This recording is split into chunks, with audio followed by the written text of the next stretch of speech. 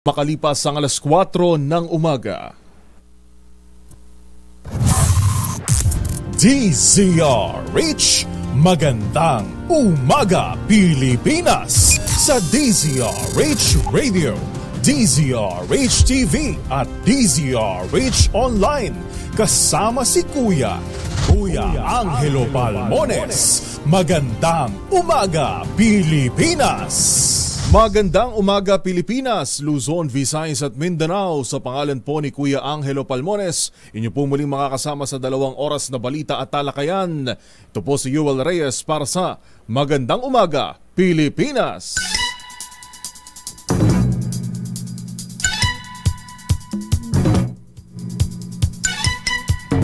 Sa ulo ng ating mga balita, hanging amihan muling nagbalik.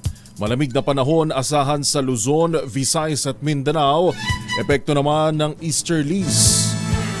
Pangulong Bongbong Marcos naglaan ng 265 milyong piso para sa mga biktima ng pagbaha at landslide sa Mindanao.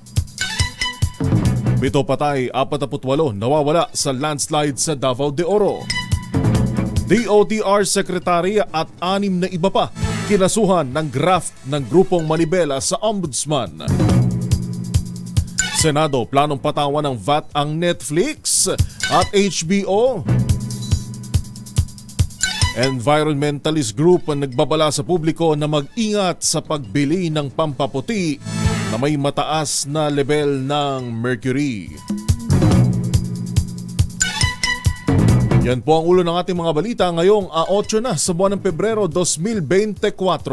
Muli po sa pangalan ni Kuya Angelo Palmones, ito po si Yuel Reyes, live nationwide via satellite sa DZRH 666 kHz sa inyo pong mga talapihitan at sa iba't ibang relay stations ng DZRH sa Luzon, Visayas at Mindanao.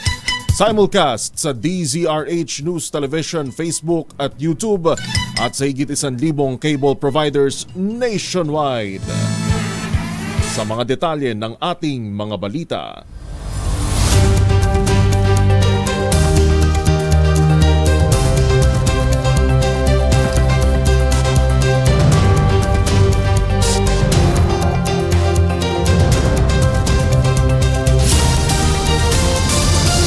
Pilipinas, una sa ating mga balita. Naglabas si Pangulong Bongbong Marcos ng 265 milyong pisong ayuda sa mga apektado ng malawakang pagbaha at landslide sa Davao Region. Sa situation briefing sa Davao City, sinabi ng Pangulo na hindi lang food packs ang kailangan ng mga biktima dahil kailangan din nilang bumili ng iba pang pangangailangan ng kanilang pamilya. Tig 30 milyong piso ang ibibigay na ayuda ni Pangulong Bongbong Marcos sa Davao del Norte, Davao Oriental, Agusan del Sur at Davao de Oro, habang 25 milyong piso naman ang ibibigay sa Surigao del Sur at Maguindanao del Sur. Tig 20 milyon naman ang inilaan sa Davao City, Butuan City at Davao Occidental. 15 milyong piso sa Agusan del Norte at tig 10 milyong piso sa Cotabato at Bukidnon. Sabi naman ni DSWD Secretary Rex Gatchalian, bukod pa ang pondong inilabas ni Pangulong Marcos sa emergency cash transfer na ipinamahagi nila sa mga residente sa rehiyon.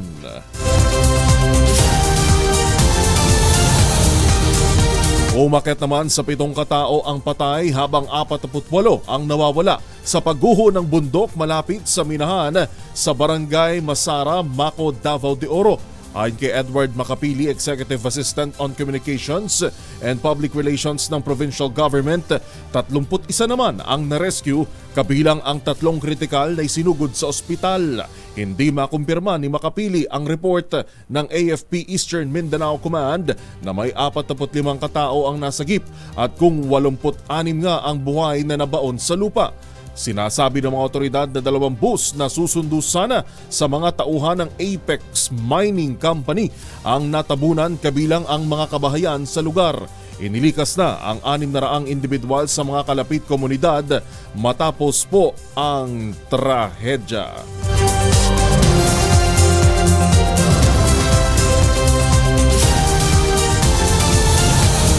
Para sa ating kalagayan ng panahon, asahan ang bahagyang paglamig sa Hilaga at gitnang Luzon sa mga susunod na araw. Dahil nagbalik na ang Northeast Monsoon o amihan, habang ang Easterlies naman ang nagpapaulan sa Eastern at Central Visayas at ilang bahagi ng Mindanao. Ayon kay Obed Badrina ng Pag-asa, asahan din ang mas malamig na panahon sa Baguio City.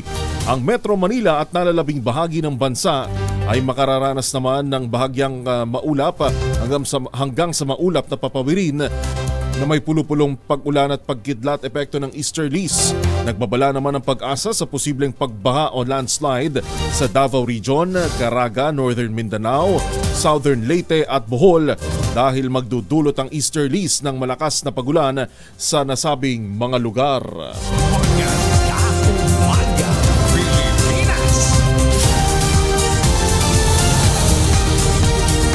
12 minuto makalipas ang 4:00 ng umaga, gising na, bango na!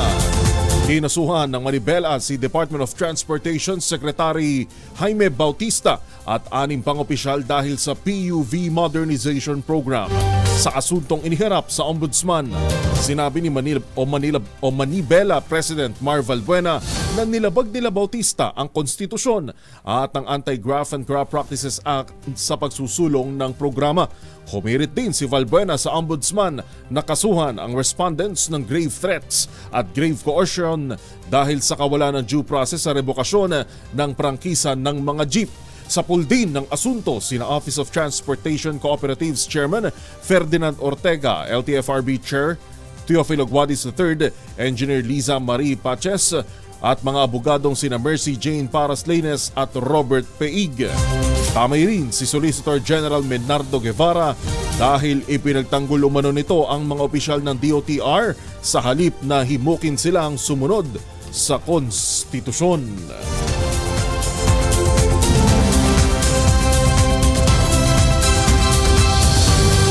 Sa iba pa nating mga balita, inilarga na ng Senado ang pagtalakay sa panukalang kargahan ng value-added tax o yun pong 12% VAT ang foreign streaming platforms tulad ng sa mga nanonood pa rin hanggang sa ngayon ng Alice in Borderland. May umarangkada na raw po sa Senado itong panukalang lagyan ng VAT ang Netflix, Spotify at HBO Gold sa sponsorship speech ni Senador Sherwin Gatchalian sa Senate Bill No. 2558. Nilinaw niyang hindi bagong tax measure ang panukalang amyenda sa 1997 National Internal Revenue Code.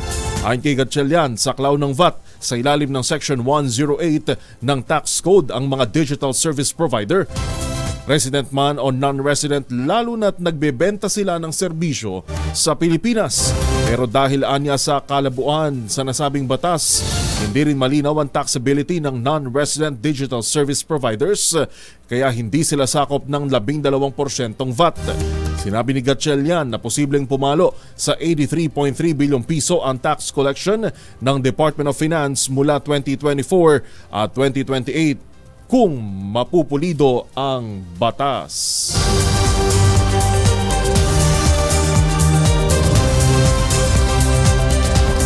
Magsasagawa naman ang grupong Ban Toxics ng awareness campaign kaugnay sa mga pampaputi na may taglay na mercury o mataas na level na mercury na ibinebenta sa mga pamilihan. Aarangkada ito ngayong araw, Pebrero 8, mamayang alas 10 ng umaga sa Plaza Miranda, Quiapo, Maynila.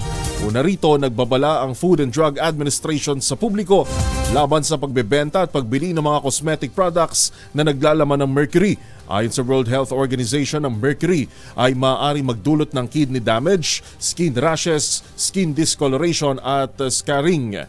Mag-iikot ang grupo sa mga beauty shops upang mamigay ng FDA advisory ukol sa mga skin whiteners na may mataas na level ng mercury. Maganda umaga, Pilipinas!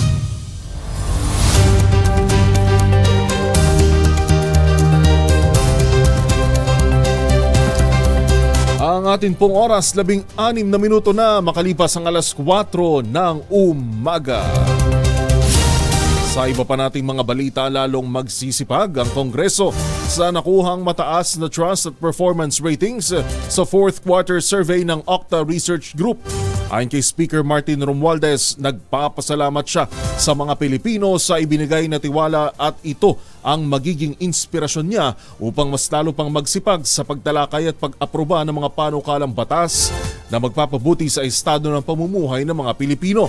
Sa survey ng Octa Group mula December 10 hanggang December 14, nakakuha si Speaker Romualdez ng 64% trust rating o tumaas ng 4% kumpara sa nakuha nitong 60% noong Oktubre.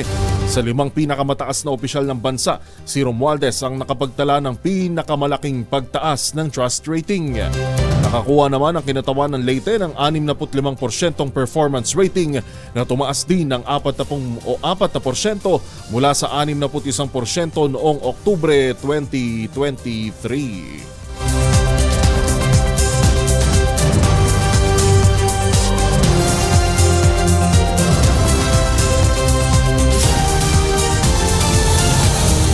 Maaaring managot si dating Pangulong Rodrigo Duterte sa isinusulong nitong ihiwalayang Mindanao sa Pilipinas. Sa panayam ng DZRH, sinabi ni Attorney Barry Gutierrez, dating tagapagsalita ni dating Vice President Leni Robredo, pasok ito sa incitement at sedition sa ilalim ng Article 142 ng Revised Penal Code. Ang mga ganitong pahayag anya ay maituturing na paglabag sa Article 142 o inciting to sedition. Sa ilalim ng Revised Penal Code, yung mga ganong klaseng panawagan, ano na yan pwede nang ituring yan na violation ng Article 142. Ito yung inciting to sedition. Yun. Kung saan ang isang tao ay nagbibitaw ng salita na maaaring makapagpahina ng pamahalaan o makapag-encourage, di ba? Yung matulak ang ating mga kababayan na pumasok sa isang pagkilos para pabagsakin ang pamahalaan o tanggalin ang bahagi ng ating teritoryo o tanggalin ang loyalty ng anumang bahagi ng armed forces o ng kapulisan mula sa loyalty nila sa gobyerno. So, sabi pa ni Gutierrez, wala namang partikular na ahensya o sangay ng gobyerno ang kailangan magsampa ng kaso, lalo't maaaring magdulot ito ng malaking gulo o pagbabago sa bansa. Dahil sa ilalim ng ating batas naman, basta krimen, kahit sino pwede magsampa ng reklamo. Hindi kailangan gobyerno. So, sino mang nakarinig noon, sino mang nagsusubaybay na medyo na-alarma doon sa sinabi ni dating Pangulong Duterte, posibleng magsampa ng reklamo at kailangang tugunan. Yan po ang tinig ni Attorney Barry Gutierrez, ang dati pong tagapagsalita ng dating Vice President Leni Robredo. Magandang umaga, Pilipinas! Sa kaugnay na balita, hindi grounds for sedition ang panukala ni dating Pangulong Rodrigo Duterte na ihiwalay ang Mindanao sa Pilipinas. Ito ang naging pahayag ni retired Supreme Court o Senior Associate Justice Antonio Carpio sa mga nagsasabing sedition ang pagpanukala ng dating Pangulo. Ayon kay Carpio, katawa-tawa lang ito dahil imposible itong mangyari. Sabi ng dating Senior Associate Justice, ang sedition ay nagagawa lamang kapag may violence o intimidation at hindi naman anya ito ginawa ni Digong. Dagdag ni Carpio, walang sino man na makatarungang opisyal ang susunod kay Duterte dahil labag ito sa kanilang Code of Conduct at maaari silang maalis sa puwesto. Sa kaugnay pa rin pong balita sa ICC, hindi raw po susunod ang Philippine National Police o PNP sakaling maglabas ng arrest warrant ng International Criminal Court laban kay dating Pangulong Rodrigo Duterte. Ayon kay PNP spokesperson Police Colonel Jean Fajardo, naninindigan pa rin sila sa naunang pahayag ni Pangulong Bongbong Marcos Jr. na hindi kinikilala ng Pilipinas ang jurisdiksyon ng ICC. Dagdag pa ni Fajardo, sa mata ng PNP, gayon din ng concerned government agencies ay gumagana ang judicial system sa bansa. Una rito, sinabi ni dating Senador Antonio Trillanes IV na tapos na ang investigasyon ng ICC laban kay dating Pangulong Duterte at ang pag-i-issue na lamang ng arrest warrant ang kanilang hinahantay. Ayun din ho yung kung nyo po natatandaan dito ho sa DZRH, nakapanayan din natin si Solicitor General Minardo Guevara. At ang sinasabi nga ay pwede naman, wala naman pumipigil sa ICC na maglabas ng arrest warrant. Ayun nga lang, ang malaking question talaga doon kung susundin ba ng iba't ibang ahensya ng gobyerno, partikular ng pamahalaan na natin. Pero ho sa takbo ng events ho natin ngayon, marami na ho nagpahayag. Ito ho, kababasa lang natin na ang PNP ay hindi na nga kikilalanin itong sakali mang maglabas ng arrest warrant ang ICC.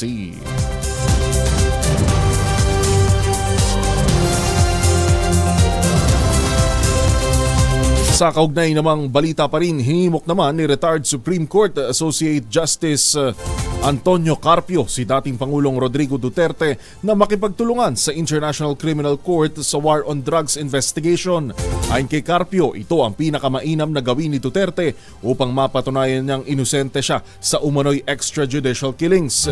Binanggit din ni Carpio ang isang desisyon ng SC kung saan nakasaad na may obligasyon pa rin ang Pilipinas na makipagtulungan sa ICC. Nangyari anya ang umano'y crimes against humanity bago pa kumalas ang bansa sa Rome Statute.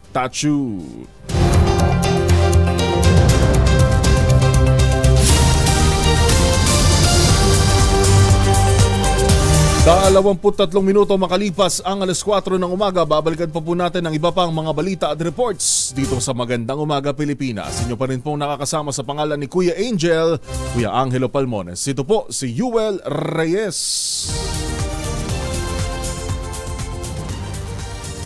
Amoy araw ba si Mpunso pag-uwi galing ng eskwela by Dalian sa germs sa katawan na para labanan ng may araw at may pawis gumamit ng Shield Bath Soap regularly. Bita Malan Shield sa paglaban sa germs versus another brand by Shea Butter, pampalambot ang kuti sa presyong abot kaya $12.50 SRP. Kaya mga misis sa challenge show, subukan ang Shield Bath Soap, galit sa sakit may malasakit, sulit na sulit.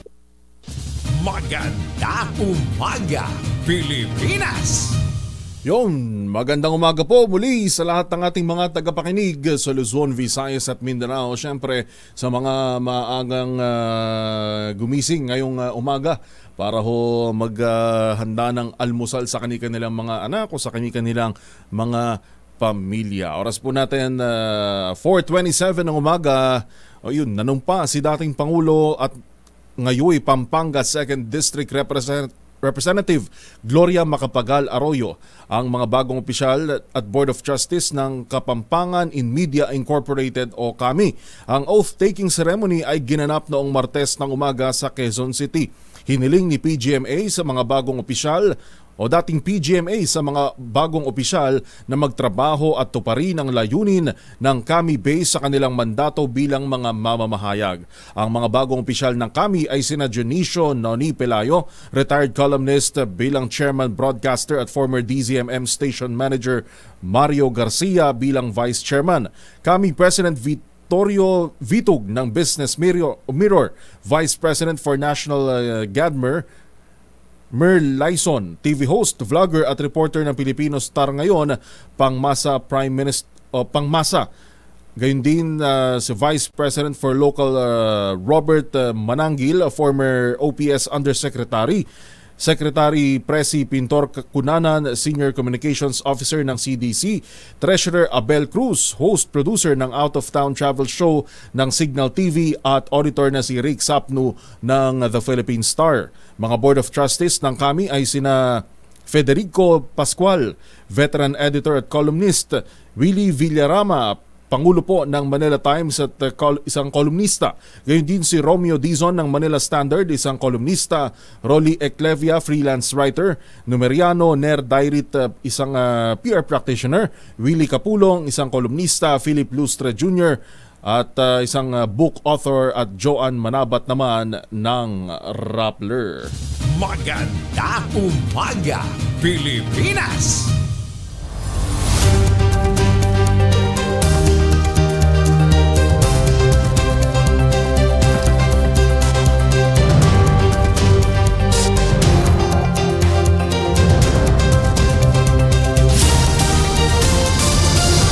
Oras po natin, alas 4:30 na ng umaga. Gising na ho, bangon na!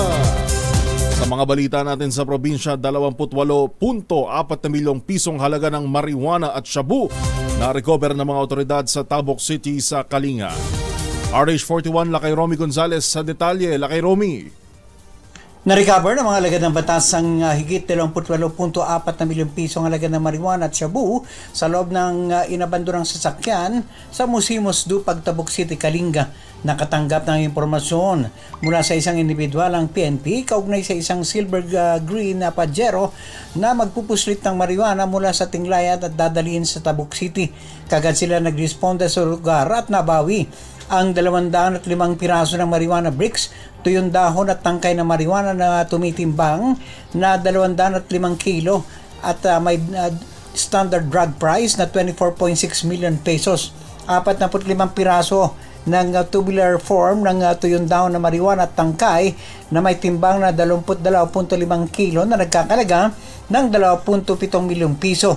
25 piraso ng dahon at fruiting tops na marijuana na may timbang na 6.25 kilo at nagkakalaga ng 750,000 pesos at 6 na gramo ng hininalang shabu na nagkakalaga ng 40,800 pesos. Nasamsam din ng Mitsubishi Pajero na may plakang UST 711, itim na black pack at 2 plaka na may plate number JZS 649 na isa katuparan ang pagkakarecover ng mga kontrabando ng pinagsanib na operatiba ng Tabuk City Police Station, Special Operations Unit 14 at iba pang unit ng Kalinga PNP. Nagsasagawa ng follow-up investigation at operasyon ng Kalinga PNP para matukoy ang driver ng inabandonang sasakyan. Mula sa kauna-unan sa Pilipinas, DZRH, ito si Romy Gonzales, tuloy-tuloy sa pagbabalita, tuloy-tuloy sa serbisyo, sama-sama tayo Pilipino.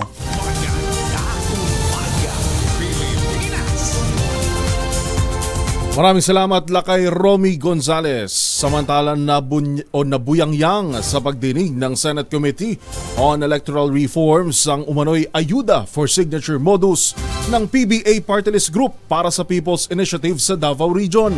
Ayon kay Senadora Amy Marcos na chairman ng komite, mga lokal na coordinator ng naturang partido ang gumagalaw para mangalap ng pirma sa mga residente.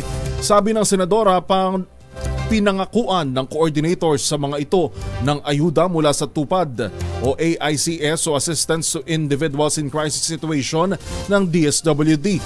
Ang mga nautusan naman umanong mangalap ng pirma, pinangakuan ng tig 4,000 piso kapalit ng makukuha nilang tig 250 o 250 lagda sa mga residente.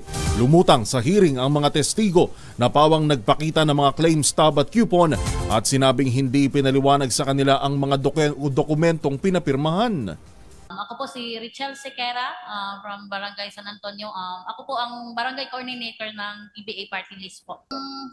Sinabi lang po sa akin is yung pagbigay ng mga papel po, yung para papirmahan po is pag once nakapirma yung tao, bigyan ko daw ng ganito po, AX.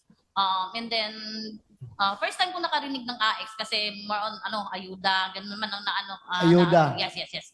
And then that's why ang sabi ko sa mga napag-utusan ko po, na sabihin mo na lang na assistance. Sino kasi, ang nagbigay sa iyo ng coupon na yan, na ipamigay? Nagbigay ng instruction sa iyo?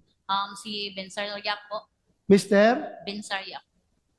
Mr. Bensar Yap. Bensar Yap. Yes, sir.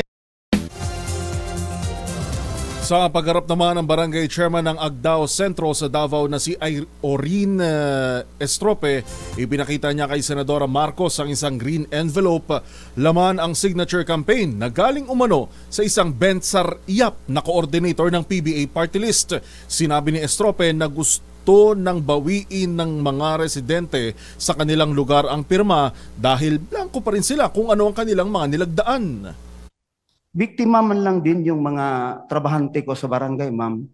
But this 30 triplicate copy of this PIRMA forms, ma'am, is compensated with, sa mga nagpatakbo nito, compensated with 4,000 pesos.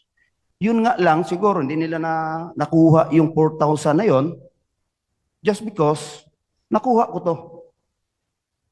More than a half day lang ang takbo nito sa barangay ko. Kaya nga, ito lang yung nakuha. Pero right now, wala nang mga papel na nag-ikot sa barangay ko.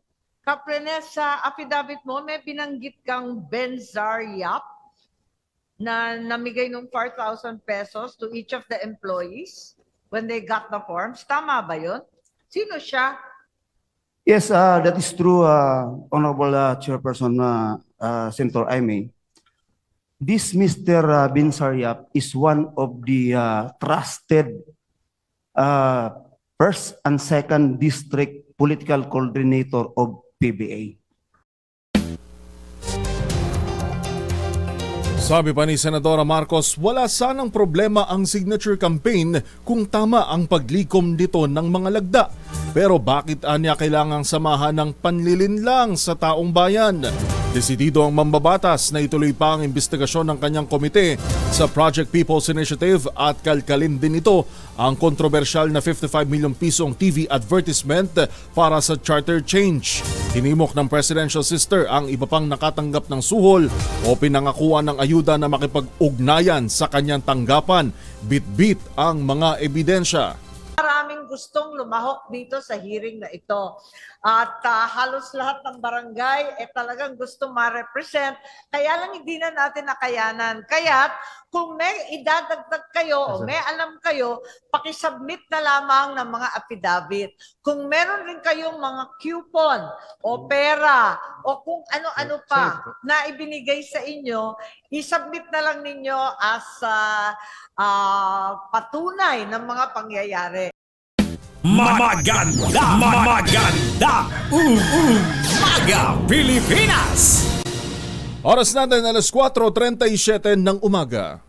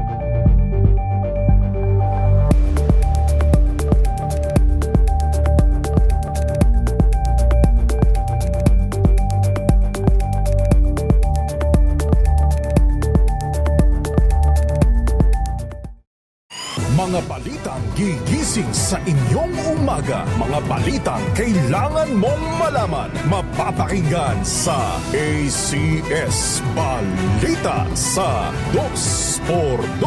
Kasama sina Anthony Taberna at Jerry Baha. Lunes hanggang Biyernes. Iba't ibang posisyon sa pagtulog may epekto sa iyong kalusugan. Pwede tayo mag-laundry day today, ha? Kunoto ka ba kapag makapit, madikit at malupit ang mantsa? All you need is Pride. At ba kasi pahirapan pang self kung sa Pride, is-it worry-free naman ang laundry. Sa triple stain-away formula, tanggal ang matitindi mantsa based on test sa chocolate, mud, and sebum ng cotton. Gawa po ito ng ACS. Maganda Umaga Pilipinas.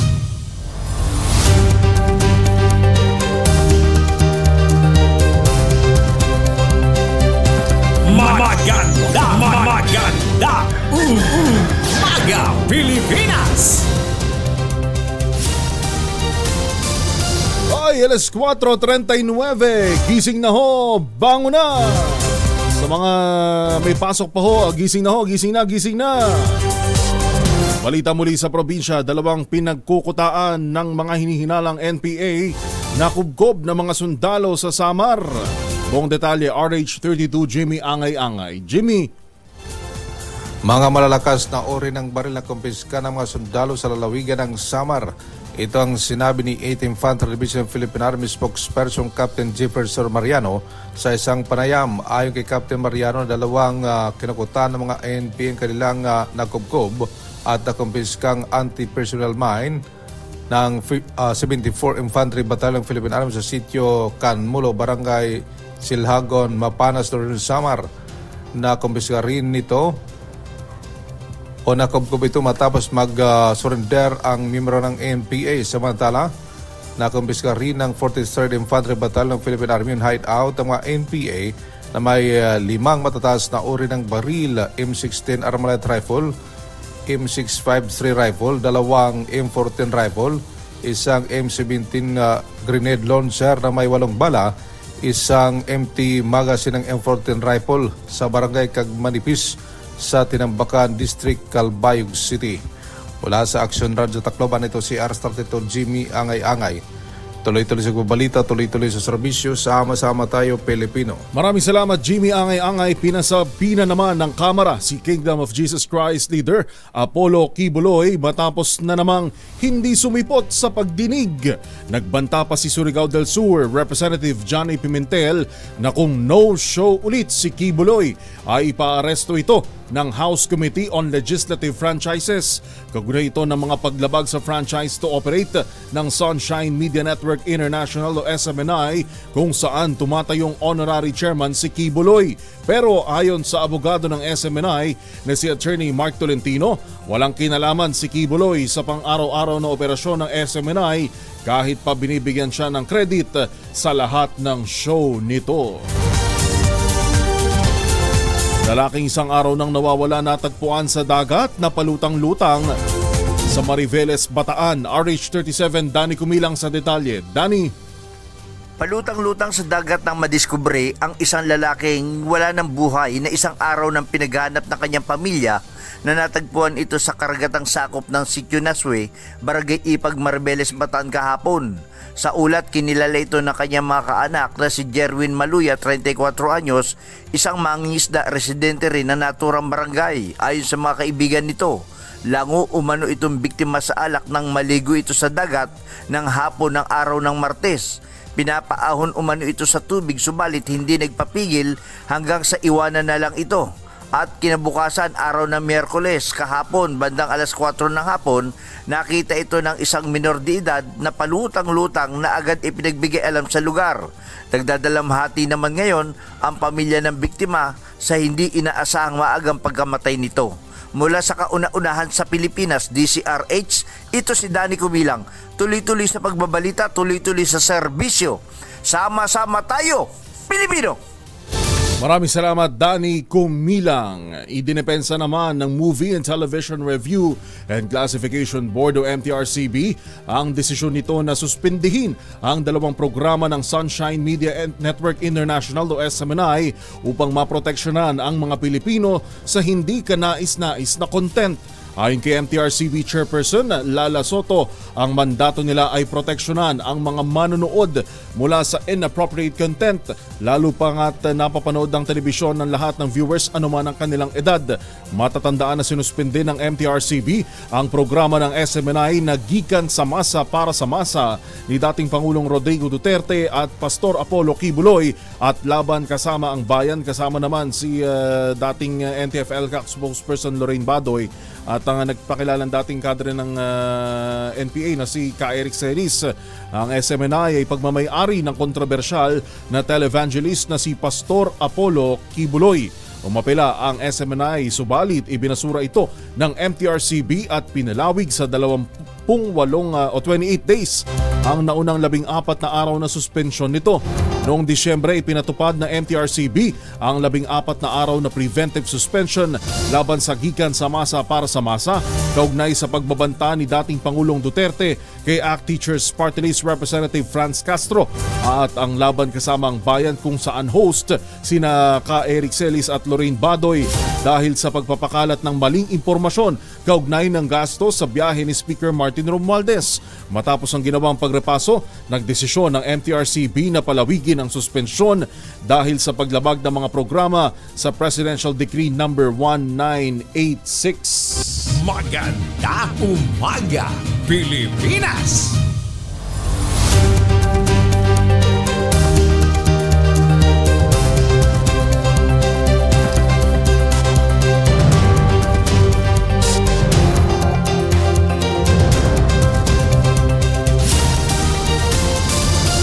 Sa iba pa nating mga balita, umaasa si Pangulong Bongbong Marcos na madodoble ang ipamamahaging titulo ng lupa sa mga benepisyaryo ng agrarian reform ngayong taon.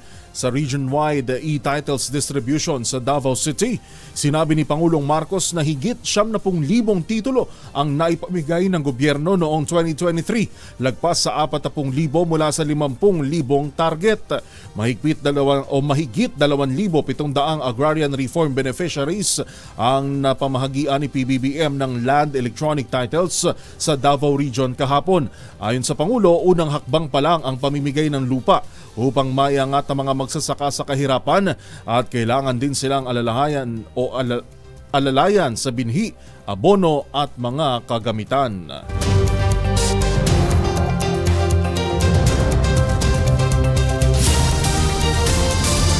Sa kaugnay na balita, pagmamay-ari na ng mga benepisyaryo ang lupang ibinigay sa kanila ng gobyerno at wala na rin silang babayaran pang utang dito. Ito ang naging pahayag ni Department of Agrarian Reform Secretary Conrado Estrella III, kung saan sinabi rin niya na naaayon ito sa Republic Act No. 11953 o New Agrarian Emancipation Act. Samantala, ayon kay Estrella, ang susunod namang i-distribute ay ang Certificates of Condonation at Release of Mortgage. Ayon sa batas, sa Republic Act 11953, yung New Agrarian Emancipation Act, condoned yung mga nila, babayaran, yung mga utang nila. Oo. Kasi dati namigay tayo ng lupa, ulit noon naman wala tayong masyadong pondo, kanya may kasamang utang. Ngayon, itong lupa na naibigay sa kanila, wala nang kasamang utang to kasi dahil doon sa batas. At ang katunayan ng susunod niyang i-distribute namin ay ang Certificate of Condonation and Release of Mortgage. Patunay na kanila na yun ang lupa na wala nang kailangan bayaran. Maganda Umaga Pilipinas. Oy, gising na ho, bangon na. 13 minuto na lang bago mag alas 5. Idiniin ni Pangulong Bongbong Marcos ang pangangailangan ng water security sa bansa. Muli ring inulit ng Pangulo ang direktibang paspasan ang pagkumpleto sa mga water project lalo't panahon ngayon ng El Nino. Ibinagsakan niya ng pagkaantala sa water supply ang kalidad ng buhay ng mga Pilipino at pinababagal din ang economic activity. Ginawa ni PBBM ang pahayag sa inauguration ng Buck Water Supply Project sa Davao City na balwarte ni dating Pangulong Rodrigo Duterte. Tablado naman sa Commission on Elections ang balak na isabay sa 2025 midterm elections ang plebisito para sa charter change. Ayon kay COMELEC Chairperson George Garcia, kailangan na bukod na plebisito sa direktang amyenda sa konstitusyon gaya ng pagdaragdag ng pararilang as provided for by law o pagbabago sa isang probisyon sa land of ownership. Layon din anya nitong maging konsentrado ang taong bayan kung pahihintulutan ba nila o hindi ang pag-amyenda sa saligang batas. Bukod rito, pinunto rin ni Garcia na ipinagbabawal ng Korte Suprema ang sa bayan na pagsasagawa ng regular na eleksyon at national plebiscite.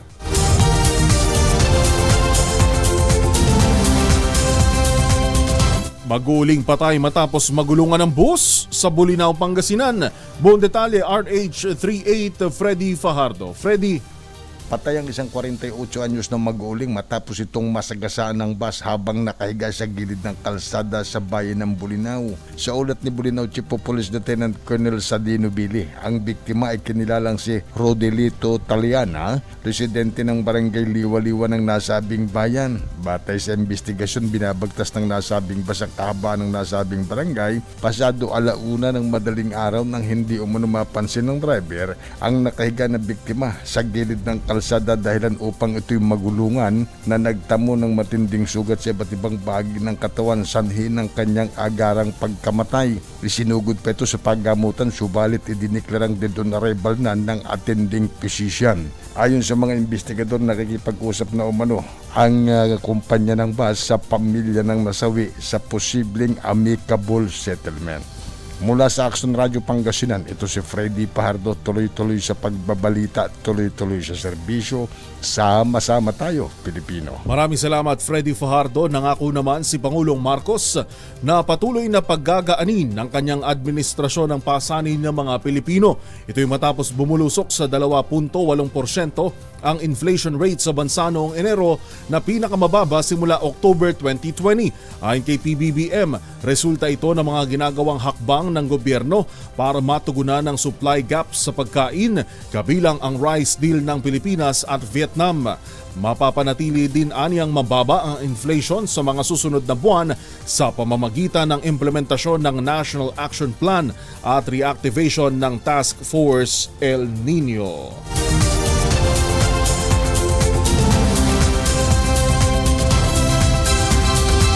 Pinuri naman ni House Speaker Martin Romualdez ang administrasyon ni Pangulong Bongbong Marcos sa pagbagal ng inflation rate ng bansa na nagresulta ng mga hakbang na ginawa nito.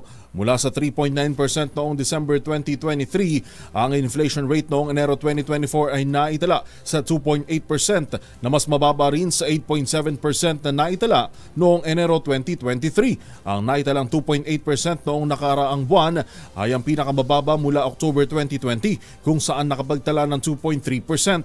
Ayon kay Speaker Romualdez, ang pagbagal ng inflation rate ay resulta ng mga hakbang na ginawa ng Administrasyong Marcos at ng Kongreso. Sinabi ni Speaker Romualdez na kaisa ng gobyerno ang Kamara sa pagtaguyod ng mga karapatang pang-ekonomiya ng mga Pilipino. Bumaba naman ang bilang ng mga Pilipino na umaasa pang gaganda ang takbo ng kanilang buhay sa mga susunod na buwan. Sa survey ng Social Weather Stations o SWS, 44% ang positibong giginhawa ang buhay, mababa sa 48% noong September 2023. 44% rin ang naniniwalang hindi magbabago ang buhay nila, habang 5% ang nagsabing lalala lamang sa susunod na 12 buwan. Pinakamataas naman ang pagbagsak ng Personal Optimism Score sa Balance Luzon at Visayas.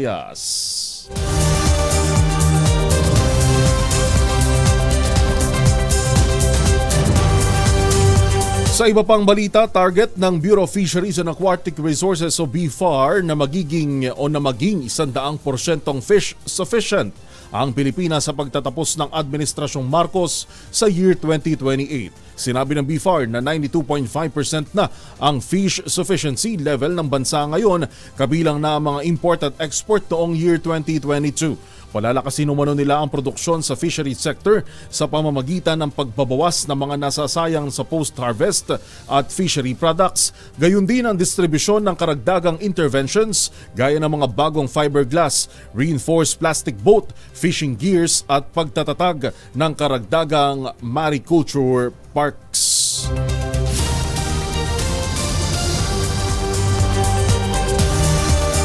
Niyanig naman ng magnitude 5.4 na lindol ang Pagudpud, Ilocos Norte kahapon ng tanghali.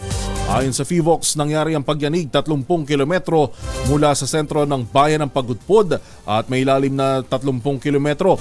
Naitala ang instrumental intensity 6 sa Pasukin, Ilocos Norte, intensity 5 sa Lawag, Ilocos Norte, habang intensity 5 naman sa Adams, Bacara, Banggi, Burgos, Dingras, Tumalneg, Lawag, Pagudpud, Pasukin, Sarat at Vintar sa Ilocos Norte at Lacob, Abra. Ayon sa FIVOX, sinasahang magdudulot ang lindol ng pinsala at mga aftershocks.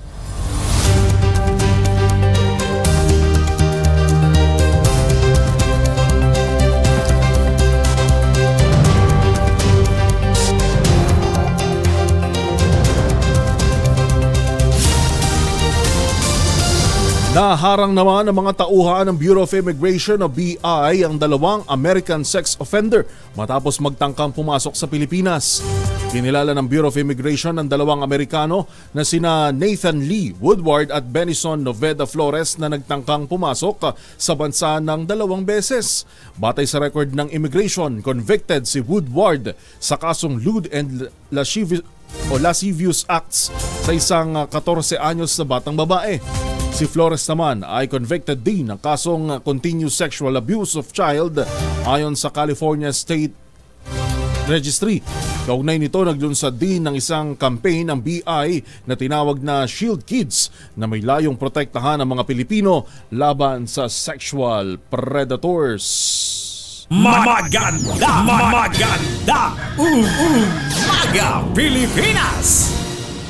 Oras natin 5 minuto makalipas ang alas 4 ng umaga. Panahon mula sa DOST Pag-asa, si Ms. Rhea Torres. Ms. Rhea, good morning. Good morning po sa inyo. Good morning din po sa ating mga taga-subaybay. Sa kasalukuyan po ay patuloy pa rin ang pag-iral ng easterlies o yung maalinsangang hangin na nanggagaling sa Dagat Pasipiko at nakakaapekto sa malaking bahagi ng ating bansa. Dulot po na epekto nitong easterlies, magiging maulan pa rin sa areas ng Davao Region, Caraga at Southern Leyte. So asahan po natin yung mga katamtaman hanggang sa paminsan-minsang malalakas na mga pag-ulan. Samantalang sa Metro Manila at sa nalalabing bahagi naman po ng ating bansa, magiging aliwalas pa rin ang panahon natin ngayong araw, liban na lamang sa mga tsansang pulo-pulong mga pag-ulan, kadalasan sa hapon o sa gabi. Wala din po tayong gale warning na nakataas sa mga baybayin ng ating bansa, kaya malaya pa rin mga kapalaot ang ating mga kababayan na may mga maliliit na sakyang pandagat. Although iba yung pag-iingat pa rin sa mga planong pumalaot sa baybayin ng extreme northern Luzon dahil inaasahan pa rin yung katamtaman hanggang sa maalon na karagatan. Agwat po ng temperatura sa Metro Manila ngayong araw, maglalaro mula 22 to 33 degrees Celsius, 14 to 24 para sa Baguio City, sa Tagaytay 20 to 31 degrees Celsius, 23 to 30 degrees Celsius para sa Legazpi City, 24 to 30 sa Metro Cebu at sa Metro Davao 24 to 30 degrees Celsius. Sa ngayon po, wala naman tayong minamataan or namamataan na low pressure area o bagyo sa loob at labas ng ating Philippine Area of Responsibility, kaya magpapatuloy pa rin yung maaliwalas na panahon sa malaking bahagi ng ating bansa hanggang sa mga susunod na araw. Yan po munang latest mula dito sa Pag-asa Weather Forecasting Center. Rhea Torres po, magandang umaga. Ms. Rhea? Yes po. Opo, meron tayong binabanggit dito ma'am na bumalik daw ang hanging amihan at ito ba ay dito sa atin sa nararamdaman sa Southern Luzon o Northern Luzon pa rin? Yes po, so currently yung amihan natin ay nasa extreme northern Luzon. So sa may Batanes and Babuyan Islands pa lang siya ngayon. And although sa mga susunod na araw, medyo inaasahan po natin na may magkaka-surge po ulit tayo. So over the next few days, unti-unti po ito mararamdaman over Luzon area. Ayun, alright. Maraming salamat po, Ms. Rhea. Maraming salamat din po. Magandang umaga. Magandang umaga po si Ms. Rhea Torres ng DOST Pag-asa. Maganda! Maga Pilipinas! Alas 5 na ng umaga. DZRH Magandang Umaga Pilipinas sa DZRH Radio, DZRH TV at DZRH Online. Kasama si Kuya Angelo Palmones. Magandang Umaga Pilipinas!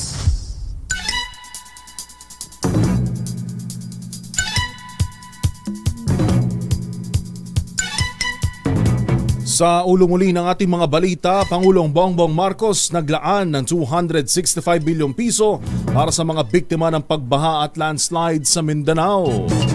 7 patay, 48 nawawala sa landslide sa Davao de Oro.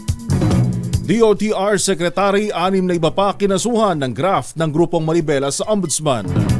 Senado planong patawan ng VAT ang Netflix at HBO. At environmentalist group nagbabala sa publiko na mag-ingat sa pagbili ng pampaputi na may mataas na mercury. Maganda! Maga Pilipinas! Muli po sa pangalan ni Kuya Angelo Palmones, ito po ang inyong nakakasama sa 2 oras na balita at talakayan sa Magandang Umaga Pilipinas. Ito po si Yuel Reyes. Ngayon pa rin pong 8 na sa buwan ng Pebrero 2024. May pasok pa ho ngayon ha.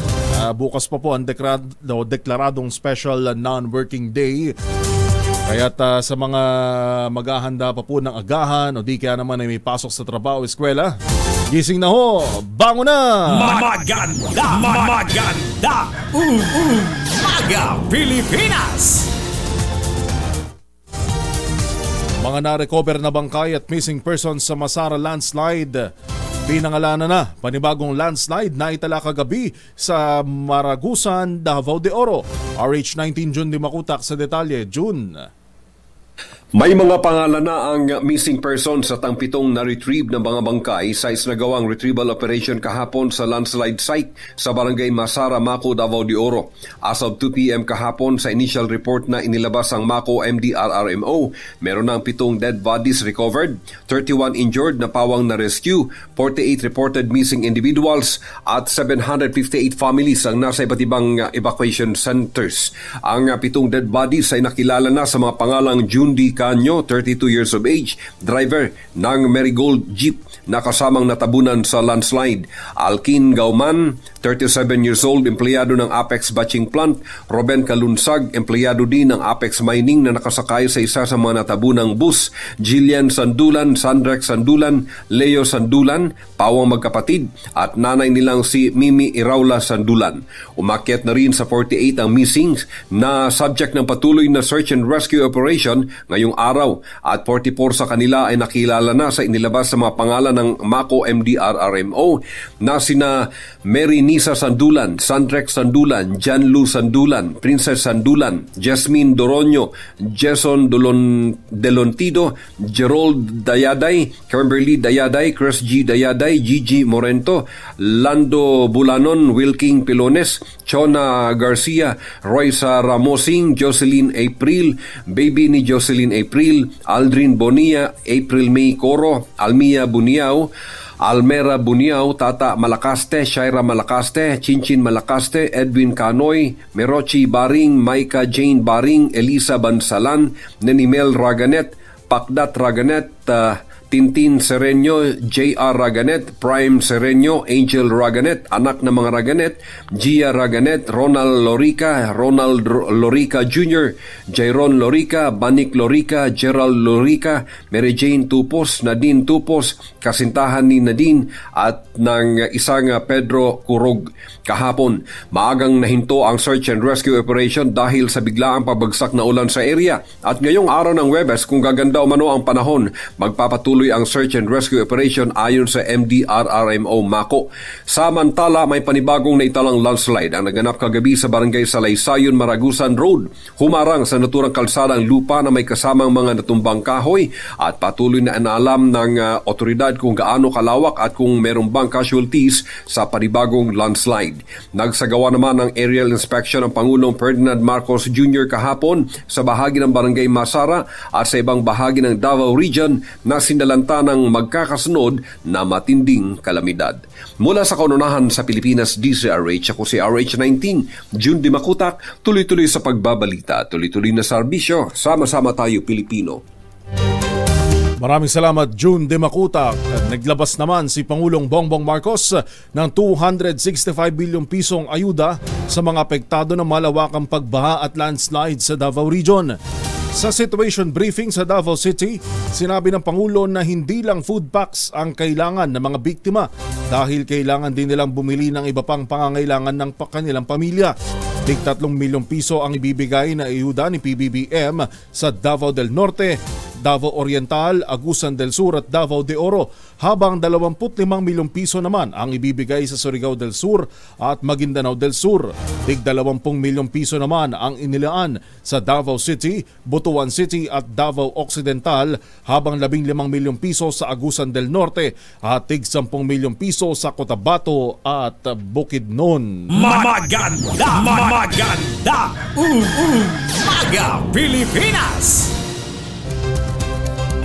Oras natin, 6 na minuto na makalipas ang alas 5 ng umaga. Sa iba pa nating mga balita, hindi bibigyan ng special treatment ng Office of the Ombudsman ang mga presidential appointee na manghihingi ng clearance sa kanila. Kaugnay ito ng 30 araw na ibinigay ng Presidential Management Staff sa mga appointee para matapos ang requirement sa pagsasailalim sa performance review. Ayon kay Ombudsman Samuel Martires, higit 4,000 na ang backlogs ng kanilang opisina. Pinakamaagaan niyang araw para makuha ang clearance ay sa buwan pa ng Abril, isang buwan makalipas ang deadline na ibinigay ng PMS. Sakaling hindi umabot sa deadline, sinabi ni Martires na problema na ito ng PMS at ng mga appointee. We will not give any special treatment kahit sa mga kaibigan. Oo. Kung ito lang ang rason, dahil ang binibigyan namin ng priority ngayon are those due for retirement. Yes, kasi... At for promotion. Yun ang importante. Napaka-important. Yun ang inuuna ninyo. Ibig sabihin po pala, matatambakan kayo ng request. Ang binigay lang po niya na period para po mag-comply dito sa kautosan na ito ay 30 days lamang, Ombudsman. Ay, hindi ho namin problema yon. Hindi ho namin problema yon. Problema ho yun ng mga appointee at saka ng PMS. That's not our problem. Oo. We cannot force ourselves to issue clearances para lang sa requirement na ito. We will not do that. Yan po ang tinig ni Ombudsman Samuel Martires. Sa iba pa nating mga balita, agad inendorso ni Speaker Ferdinand Martin Romualdez ang paglalabas ng tulong para sa mga biktima ng sunog sa Puerto Princesa, Palawan. Si Romualdez ang tumatayong caretaker ng Congressional District ng namayapang si Palawan Representative Edward Hagedorn. Umaga ng Miyerkules, Pebrero 7 nang sumiklab ang sunog sa Barangay Pagkakaisa at Barangay Bagong Silang na tumupok sa higit 400 kabahayan at nakaapekto sa mahigit 700 pamilya. Inihahanda na rin ng tanggapan ng House Speaker at Tingog Party List ang nasa 3,500 food packs para sa mga nasunugan na mula sa Personal Calamity Assistance Fund ng House Speaker at Tingog Party List, habang ang City Social Welfare Development o CSWD ang naghahanda ng listahan ng mga naapektuhan ng sunog. Kabilang dito ang tig 10,000 pisong halaga ng ayuda kada apektadong pamilya sa ilalim ng Assistance to Individuals in Crisis Situations o AICS program ng DSWD. Ang lokal na pamahalaan ng Puerto Princesa at Pamilya Hagedorn ang nakipag-ugnayan para sa hinihinging tulong. Maganda Umaga Pilipinas. 5:09 ang ating oras at bigyan daan na po natin. Meron tayong bibigyan daang good news ngayong umaga. At ang sabi nga from being a war zone into a rise zone. At ang binabanggit po nating lugar ay dyan po sa bahagi ng Mindanao, partikular ho sa Mamasapano. Abay, atin ang alamin kung paano nangyari ito, paano naging posible, ano ang kanilang mga ginawa, paano ito in-execute. Makakasama ho natin si Attorney Teng Ambulotto, miyembro po ng Bangsamoro Government. Attorney Teng, good morning po. Sa pangalan po ni Kuya Angel, si Joel Reyes po.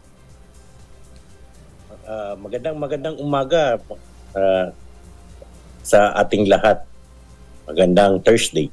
Yes po, magandang Thursday, Attorney Teng. Kayo na nga po unang magpaliwanag paano naging posible na tumaas yung ating tama ho ba mula 13 pesos na naibebenta ho ng palay dyan sa Mamasapano ay dumoble sa 22 pesos. Yung pong pagtaas po ng palay po nasa demand and supply po. Yun na po yung bilihan ngayon dito po sa atin sa gitnang Mindanao. Minsan umaabot pa po siya ng 27 pesos per kilo. Yung pong ating wet palay. Wala po tayong ginawa doon para umakyat. Yun nga po, ang pag-akyat po ng palay, presyo ng palay po, dito sa atin sa gitnang Mindanao, lalong-lalo na at tayo'y umaahon pa lamang sa kahirapan, talagang nakaka-apekto siya po sa presyo po ng bigas. Dahil sa yun nga po, sa palay pa lang po 22, 24 pesos na po. Kahapon po 24 pesos per kilo na po ang palay. Ang mga nagtatanim ho natin dyan ay talaga hong mga magsasaka noon pa o talagang nag-aral na lang nitong recently? Mga traditional pong mga magsasaka po yun po. Mga traditional pong magsasaka po itong mga kasama po natin sa Al-Rahman Multipurpose Cooperative. Yung pong kooperatiba nating Al-Rahman Farmers Multipurpose Cooperative 1993 pa po na itatag. Kaya medyo malayo-layo na rin po ang kanilang nalakbay, ang kanilang mahaba-haba na rin ang kanilang karanasan ukol sa pagsasaka. At ito pong mga palay na naaani ho natin sa mga lugar na ito sa Mamasapan, no, naisusupply ho ba natin na na-export? Nadadala ho ba yan dito sa Metro Manila o dyan din ho sa Mindanao? Dito lang po sa atin sa Mindanao. Yung pong ating kooperatiba ay may 230 farmer members lang po. Yung pong ang pagdoble po ng kita po, yung pong pagtaas ng palay po, ng presyo ng palay ay nasa law and demand and supply na po. Ang nakatulong po dito is yung angat po ng pagtaas ng bilang ng ani ng ating mga magsasaka. Dati-rati po ay mga 5 metric tons po ang kanilang na-harvest at ngayon po umabot na po noong pong September nakapagtala na po tayo ng 9.3 metric tons per hectare. At ngayon po inabot na natin 11.3. But most of them usually umaabot lang po ng mga 9.5 to 10 metric tons per hectare. Ang kailangan lang po natin i-note na ang ating Department of Agriculture, ang target po nila hanggang 2025 is according sa Philippine Statistics, sa Department of Agriculture mismo sa website, sinasabi po ng target nila is mga around 5 metric tons lang po per hectare sa 2025. Ngayon po, inabot na po ng ating magsasaka sa Mamasapan, yung pong average po tayo ng sabi natin 10 pero nagtala na po tayo ng 11.3 metric tons. Yung 11.3 metric tons po natin dapat lumampas na po tayo ng 12 metric tons. Yun nga lang po, medyo mainit po, tapos medyo umahangin ng panahon ng pag-ani. Kaya medyo parang premature po yung ating pagka-harvest. Ngunit yun pa rin, nakapagtala pa rin tayo ng medyo mataas-taas. So, kung dati-rati po ang parang revenue po natin ay more or less mga 68,000 dahil po sa 13 pesos lang po yung palay at ang ating na-harvest ay mga 5 metric tons. Ngayon po nadoble po yung pong ani at nadoble rin po yung halos dumoble na rin yung presyo. Yung presyo po may tama po yan sa atin lalo-lalo na sa mga consumer. Ibalita rin po natin na sa Al-Rahman Multipurpose Cooperative, gawa nga po sa pagtaas ng presyo ng palay, hindi ho lahat napupunta sa ating magsasaka, kundi karamihan po ay napupunta sa inputs. So, ang ginawa po ng ating mga kasama sa Al-Rahman Multipurpose Cooperative, sa pakipagtulungan, ang planning po nito, yung parang tactic session nito, tinulungan na po ng 6 First Infantry Brigade at ng 6 CMO Battalion. Alam niyo naman po yung ating kasundaluhan, may kagalingan sa pagplano at pag-execute ng plano. Yung isang core competency ng ating armed forces. Inabot po nila nung November po, sa ating po mga magsasaka, nakapagbenta po sila ng 39 pesos per kilo po na bigas. Malaking tulong may kinita pa rin. At least nakatulong din sa ating mga magsasaka at sa mga consumer. Po ang surplus po doon sa capital po nila is around mga almost 10% po. Ang bumalik pa rin po sa ating naidagdag po sa Mang Yuel yung kanilang parang pondo is around mga 10% po. So meron pa rin po tapos pero nakapag-deliver pa rin po sila sa ating mga magsasaka. Sa Mang Yuel, balikan din natin na itong Mamasapan, you remember yung what happened a few years ago, around 8 years ago. Alam niyo naman na maraming mga grupo ng mga armado dito sa lugar na to. Kaya minsan, yun po nakaka-apekto rin po yun sa kanilang focus, sa kanilang pagtatanim. Ngunit ngayon, dahil nga rin po sa medyo nag-stabilize din po ang ating security situation sa area, meron tayong comprehensive agreement in the Bangsamoro, at yung problema sa BIFF ay unti-unti rin na rin naiibsan. So, yung focus ng ating mga kasamang magsasaka medyo nakatuon na sa medyo pagsasaka. gumanda yung kanilang focus po sa pagtatanim po. Matanong ko lang, Attorney Teng, anong klaseng bigas itong o palay, uri ng palay itong naitatanim dyan? Dahil meron tayo iba't ibang klase na naibebenta ng regular milled, ng well milled at special. Mga gaano kaganda uri yung klase ng mga bigas na naitatanim ho ng mga magsasaka natin dyan? Yung ating pong palay na itong umabot po ng 11.3 sa hybrid.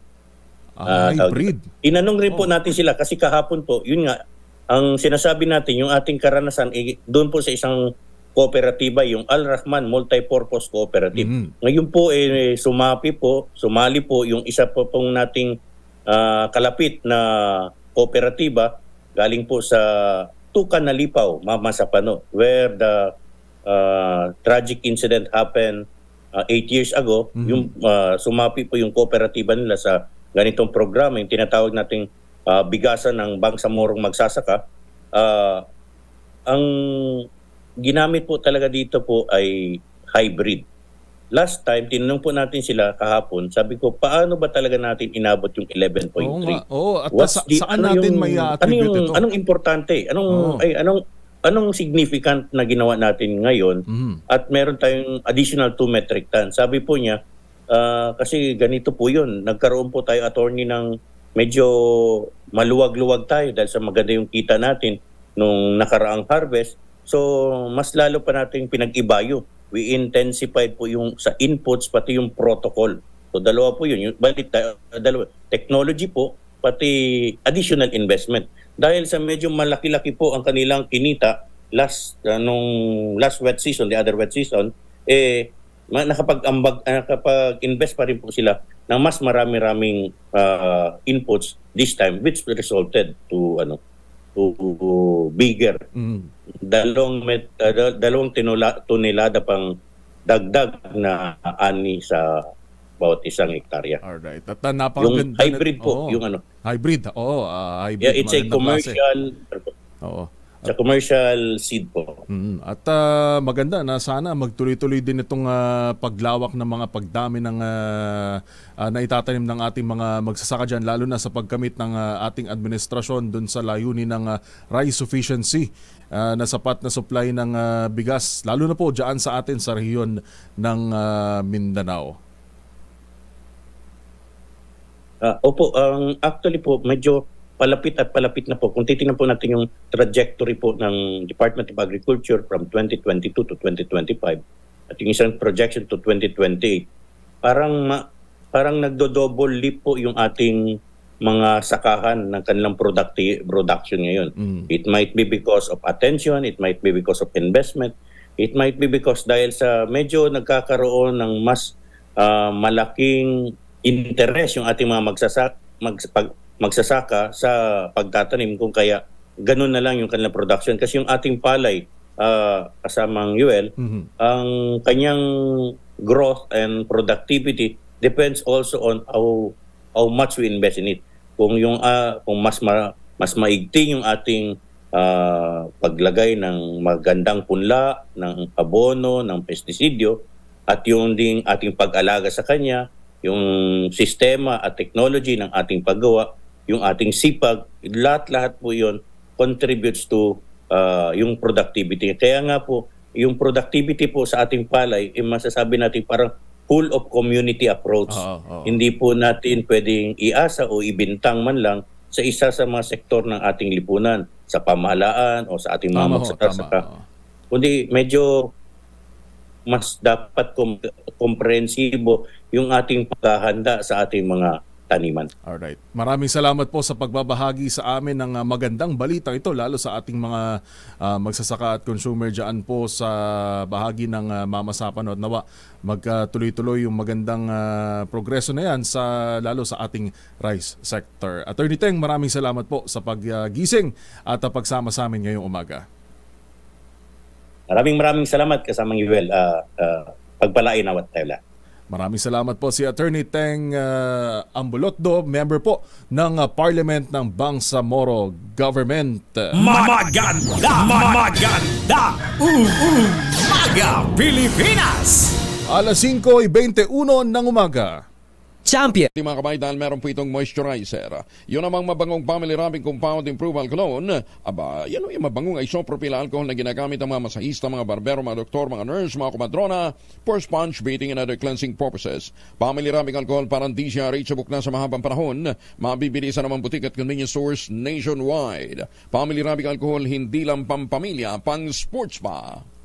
Maganda umaga Pilipinas!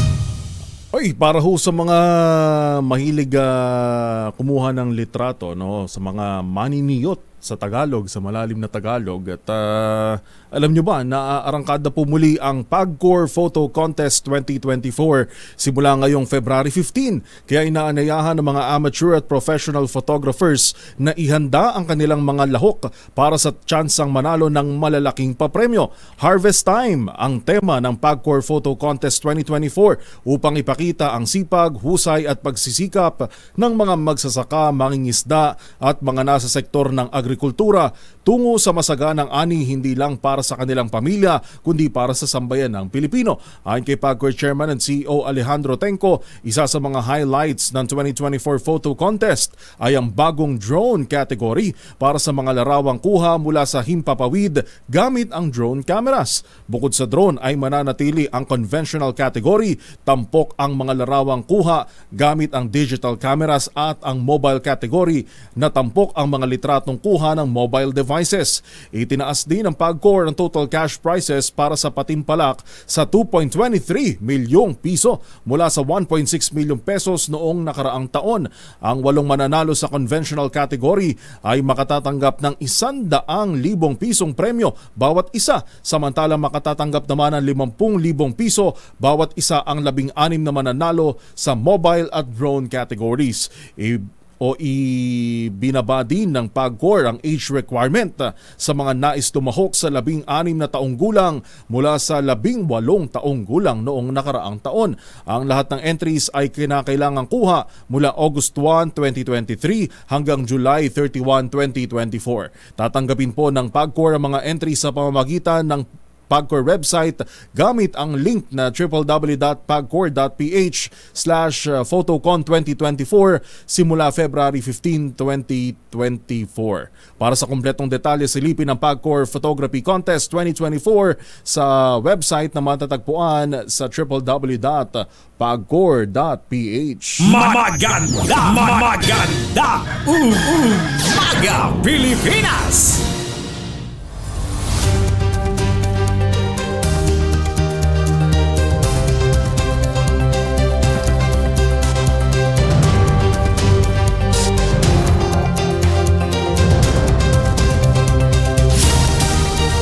Alas 5:28, kasama na rin natin sa ating linya ang si Ginoong Tony Dizon ng grupong Ban Toxics. Ito po may kaugnayan sa isa sa gawang awareness campaign ngayong araw.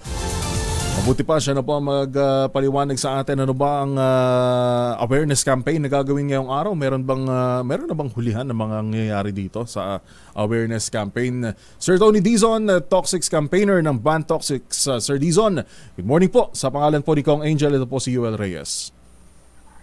Magandang umaga, Sir Yuel, at magandang umaga sa iyong mga taga-panood at taga-subaybay. Opo.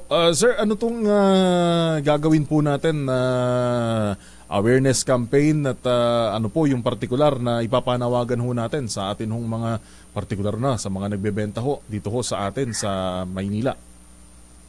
Unang-una, alam naman natin pag buwan ng Pebrero ay buwan ng mga puso at kabilang sa mga ipinangre-regalo ay itong mga pampaputi o mga beauty product.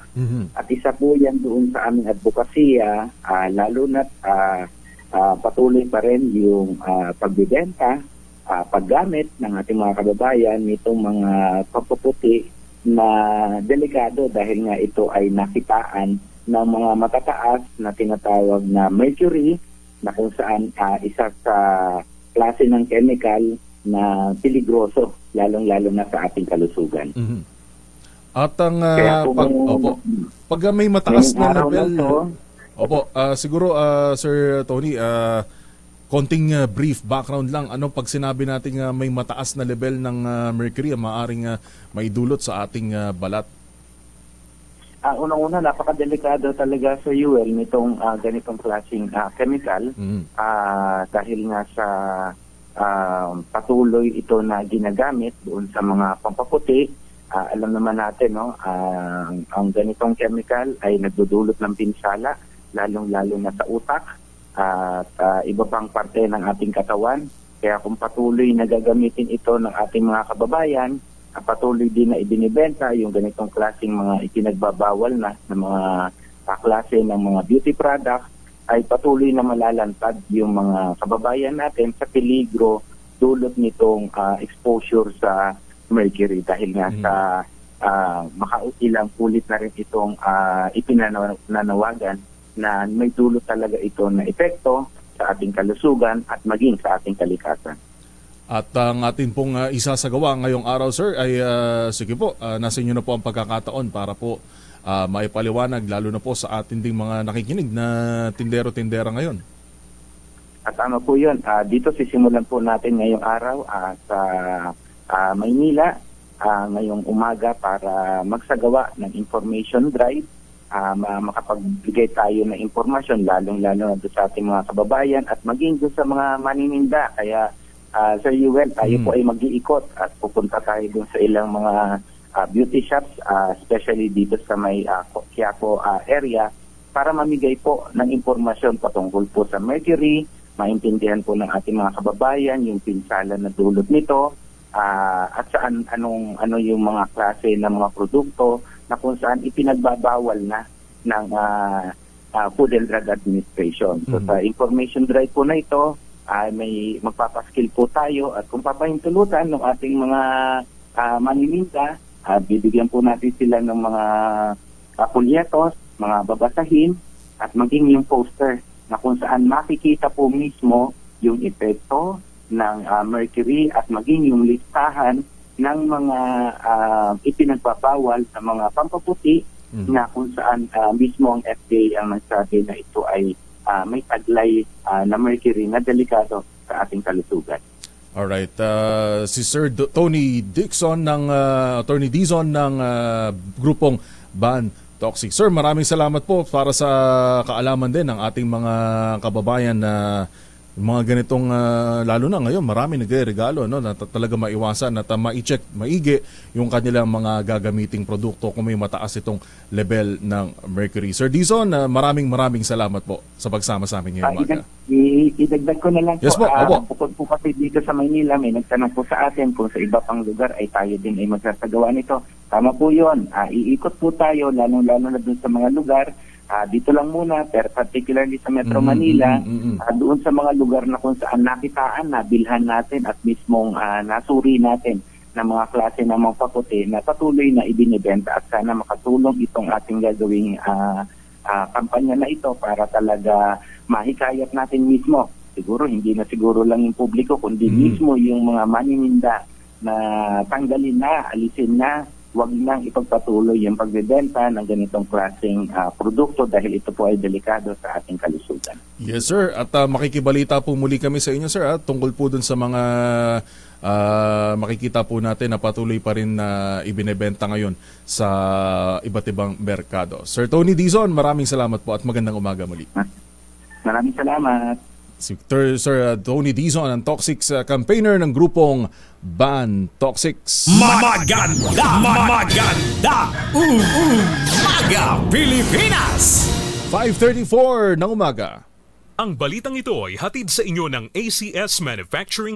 Po yung alam ko sa atin ng Westchester Realty na pinakamurang ready for occupancy unit sa lahat po ng housing industry with easiest term.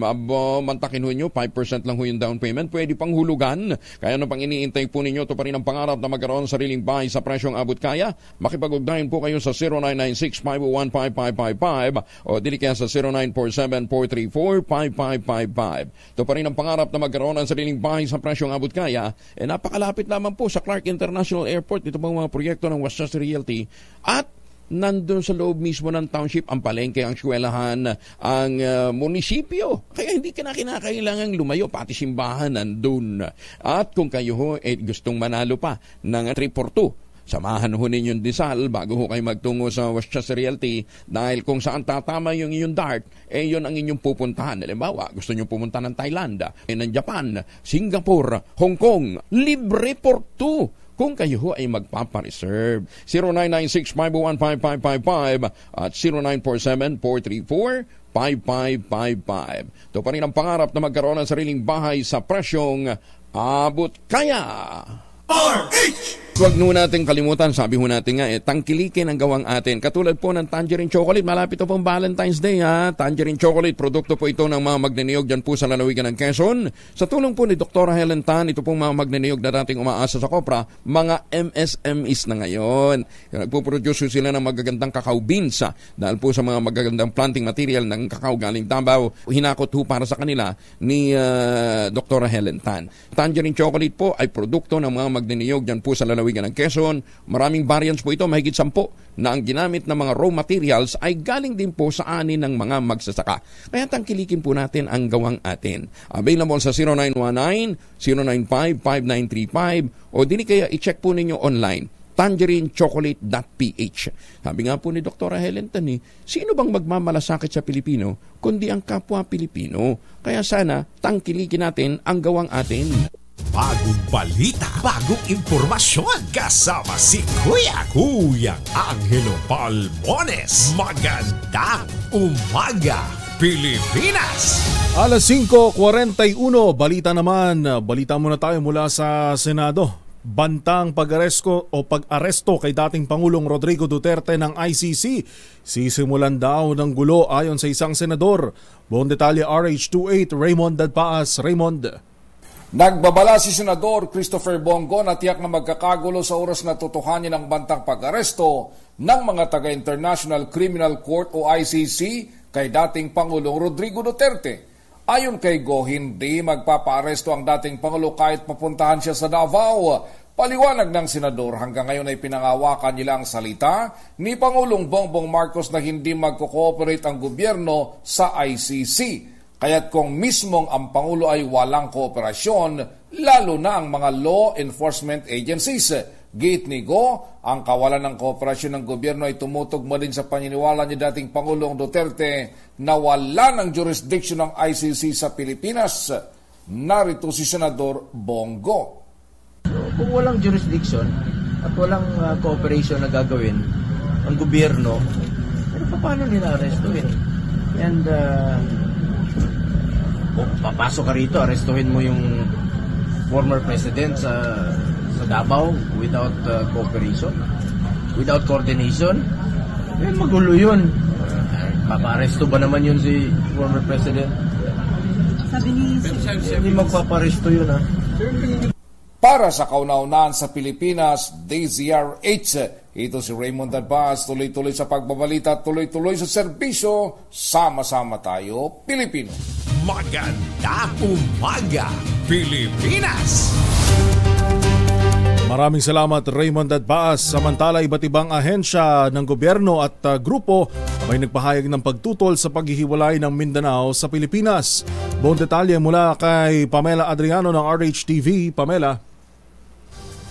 Mariing tinutulan ng iba't ibang ahensya at mga grupo ang panawagan ni dating Pangulong Rodrigo Duterte tungkol sa paghiwalay ng Mindanao at pagsasarili nito mula sa Pilipinas. Sa isang news conference sa Davao City, sinabi ni Duterte na si Davao del Norte Representative Pantaleon Alvarez ang naunang magsulong para sa anyay kagustuhan ng Mindanao na humiwalay sa Republika ng Pilipinas.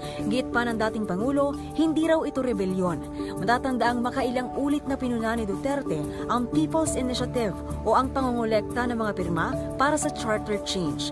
Kaya naman binanggit ng dating Pangulo ang tungkol anya sa proseso umano sa United Nations kung saan maaaring mangolekta ng lagda mula sa lahat ng bahagi ng Mindanao para makapagdesisyon sa kanilang paghiwalay mula sa ating bansa. Pero ang national security officials, mga kalihim ng iba pang ahensya, hindi sang-ayon sa kagustuhan ng dating Pangulo. Ayon kay Department of National Defense Secretary Gilbert Hidoro Jr., ang mandato ng kagawaran ay protektahan ang soberanya ng Pilipinas at integridad ng teritoryo nito kagaya ng nakasaad sa konstitusyon. Giit ng kalihim, mahigpit nila itong ipapatupad sa labas o sa loob man ng bansa ang pinag-uusapan.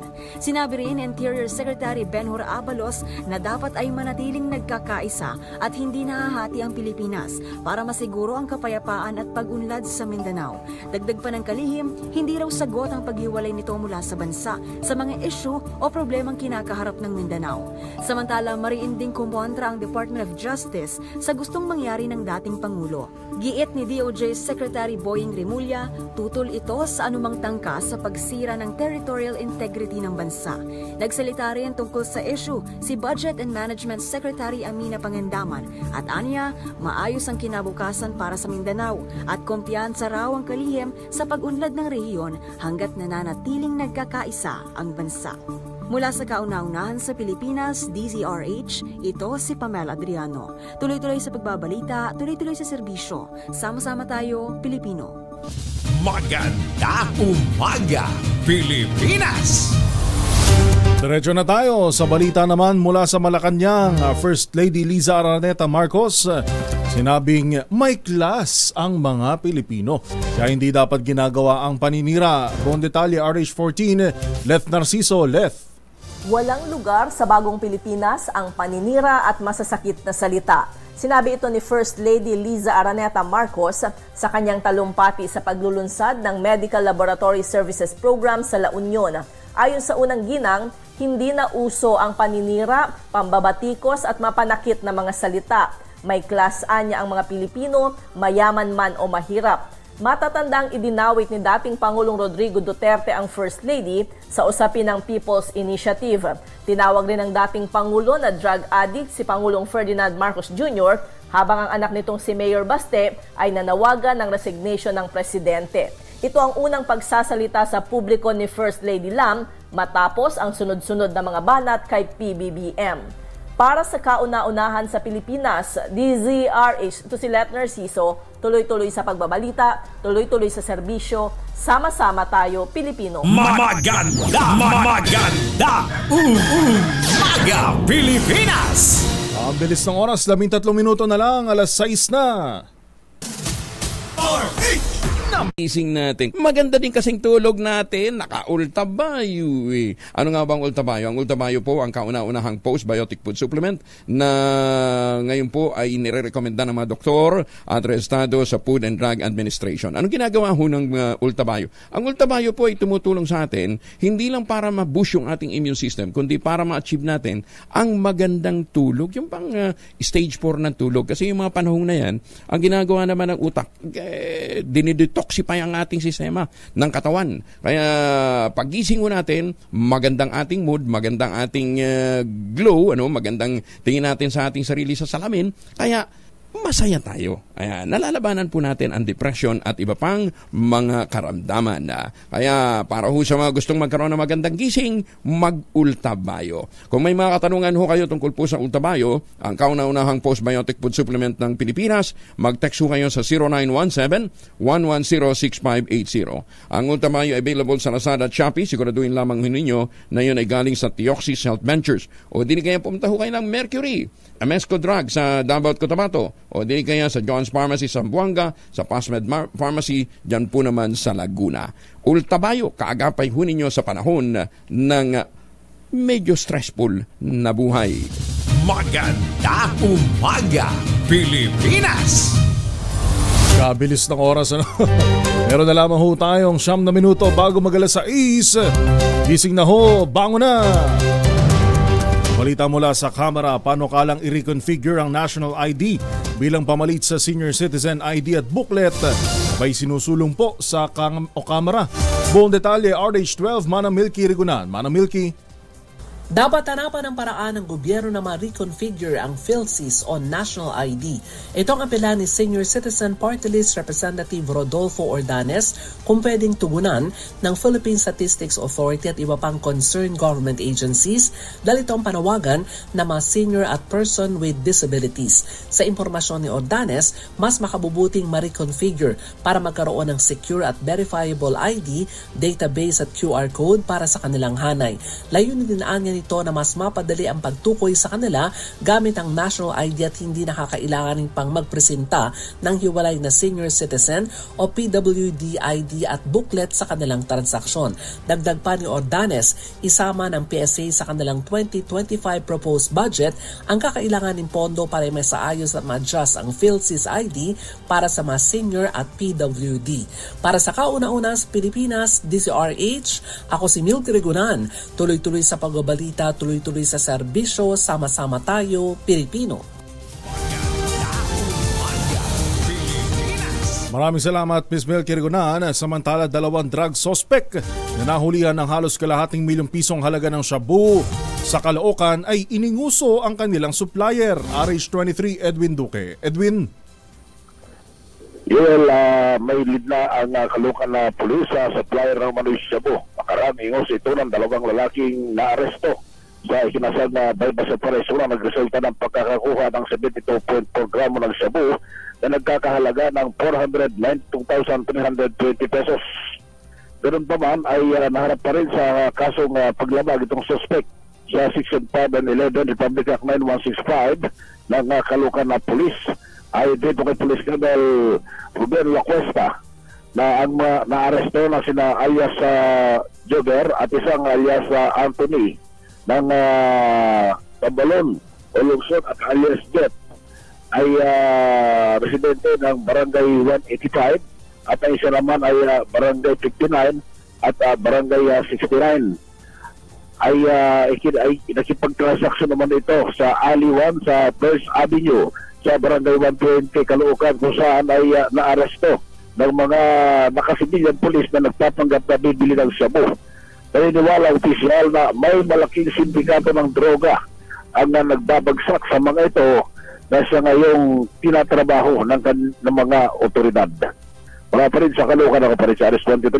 Edwin Duque, tuloy-tuloy sa pagbabalita, tuloy-tuloy sa serbisyo, sama-sama tayo, Pilipino. Maraming salamat, Edwin Duque. Oy, binabati ni Congressman Ador Pleito at Ka-Girly Pleito ang mga kababayan natin dyan sa Santa Maria, Bulacan ng Happy Fiesta ng La Purísima Concepcion. Sa mga taga La Purísima Concepcion, Happy Fiesta. Binabati kayo ni Congressman Ador Pleito at ni Ka-Girly Pleito. Pinakamalaking batch naman ng OFW returnees mula nang sumiklab ang Israel-Hamas war ay nakabalik na galing Lebanon. Buong detalye, RH52, Edniel Parosa. Edniel. Dumating na sa bansa ang pinakamalaking batch ng overseas Filipino workers o ng Filipino repatriates mula Lebanon, bunsod na gera ng Israel kontra grupong Hamas. Ayon sa Department of Migrant Workers, 27 OFWs ang nakabalik sa Pilipinas kagabi sakay ng Qatar Airways Flight QR928. Lumapag sa NAIA Terminal 3 ang pinakabago at pinakamalaking batch umano na nag-avail ng voluntary repatriation program mula yan sa Lebanon dahil sa nasabing gulo. Matatandaan bukod kasi sa Palestinian group na Hamas, naumura rin sumiklab ang tensyon sa pagitan naman ng Israel at ng Lebanese militant group na Hezbollah. Samantala, sinalubong naman ang mga ito ng DMW o Department of Health o DSWD at TESDA. Makatatanggap sila ng iba't ibang tulong gaya ng 100,000 pisong financial support, kabuhayan at training vouchers hanggang noong katapusan ng 2023. Hindi bababa sa 100 at 11 OFWs na ang nakahabol sa pagpapalit ng kalendaryo noon mula yan sa bansang Lebanon. Para sa kauna-unahan sa Pilipinas, DZRH, ito si Edniel Parosa. Tuloy-tuloy sa pagbabalita, tuloy-tuloy sa serbisyo. Sama-sama tayo, Pilipino. Maraming salamat, RH52, Edniel Parosa. Philippine National Police ACG o Anti-Cybercrime Group na alarma na sa tumataas na kaso ng cybercrime cases sa bansa. Buong detalye, RH5, Val Gonzalez. Val. May tuturing na ang alarming ang mga kaso ng cyber-related crime sa bansa.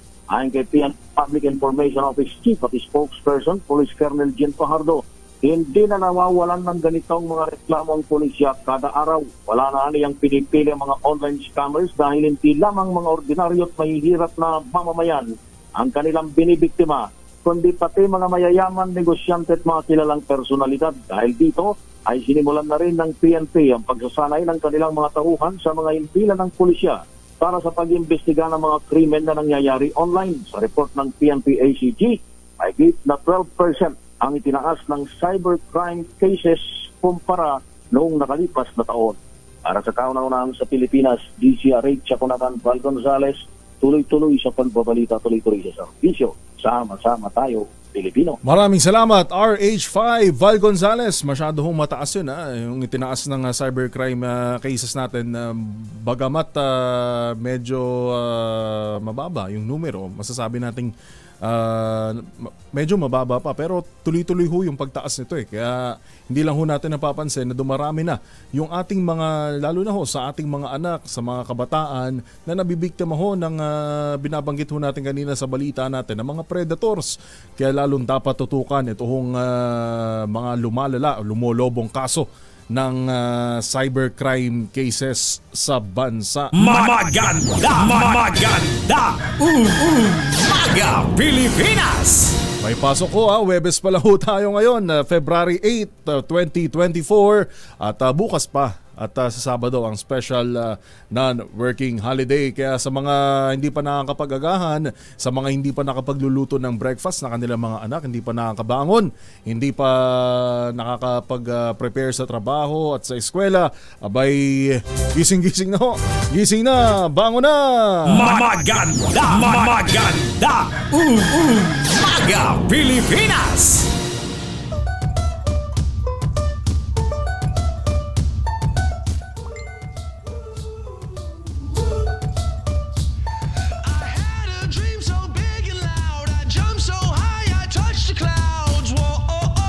Maraming salamat ho sa lahat ng mga nakatutok sa atin mula pa kaninang alas 4 ng umaga, sa mga kasabay nating gumising, nasa kalsada na at papasok na ho ng eskwelahan at trabaho.